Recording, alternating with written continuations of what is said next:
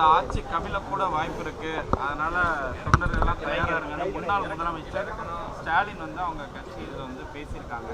அப்படியான சூழல் தான் இருக்காங்க சார். இல்லை, அது அவங்கள்ட்ட தானே நீங்கள் கேட்கணும். யார் சொல்கிறாங்களோ அவங்களுக்கு தானே தெரியும் எப்படி ஆட்சி கவிழ போகுதுன்னு. அரசியல் துல்லியமாக கணிக்க அவர் சொல்கிறார். ஏன்னா ஒரு முன்னாள் முதலமைச்சராக அவர் படுத்த அரசியல் அவர் எந்த கோணத்தில் இந்த பிரச்சனையை பார்க்குறாரு அப்படிங்கிறது எனக்கு தெரியல.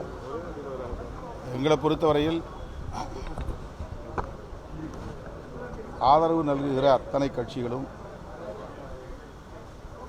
வாக்கு தவற வாய்ப்பில்லை. குறிப்பாக விடுதலை சிறுத்தைகள் கட்சி, இடதுசாரிகள், இந்திய யூனியன் முஸ்லீம் லீக், இந்த கட்சிகள் தாவேகாவுக்கு அளித்த வாக்குறுதிகளை கட்டாயம் காப்பாற்றும். காங்கிரஸை பொறுத்தவரையில் எல்லா கட்சிகளுக்கும் முன்னதாக அந்த அணிக்கு ஆதரவு மட்டும் நல்காமல் கூட்டணியில் இணைகிறோம், உள்ளாட்சி தேர்தல், நாடாளுமன்ற தேர்தல் வரையில் என்னென்ன தேவைகள் என்பன குறித்து அறிவித்துவிட்டு அவர்கள் அந்த கூட்டணி உறவை உறுதிப்படுத்தினார்கள்.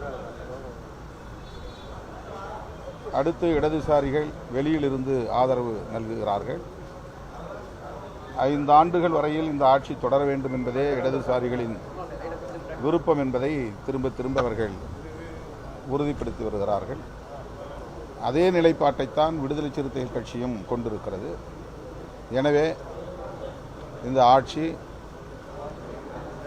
5 ஆண்டுகளுக்கு எந்த இடையூறும் இல்லாமல் வெற்றிகரமாக இயங்கும் என்று நான் பெரிதும் நம்புகிறேன்.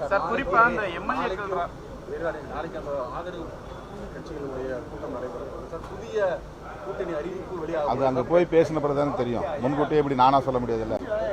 நான் எப்படி அதை சொல்ல முடியும்?